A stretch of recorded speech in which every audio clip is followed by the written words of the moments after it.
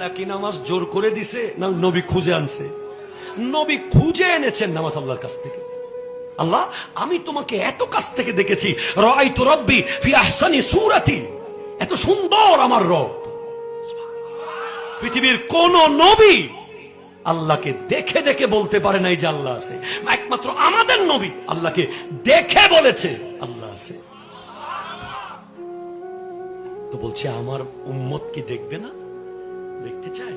যান, নামাজ নিয়ে যান। 5 5 5 5 5 5 5 5 কমেছে। আমার নবী নিজের জন্য গেছেন একবার, উম্মতের জন্য গেছেন 9 বার। 9 বার না, 90 বার যদি যেতে হতো আমার নবী যেতেন আল্লাহর কাছে। মুসা আলাইহিস সালাম তো সুযোগ পেয়েছে, বলে আপনার উম্মত, আচ্ছা আমার উম্মত, আচ্ছা আবার যাচ্ছি।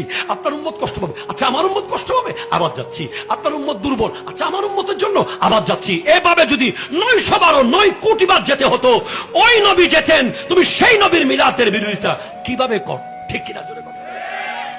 এরপরে মন খারাপ, নামাজ তো কমে গেল, উম্মতের নিয়ামত কি কমে গেল?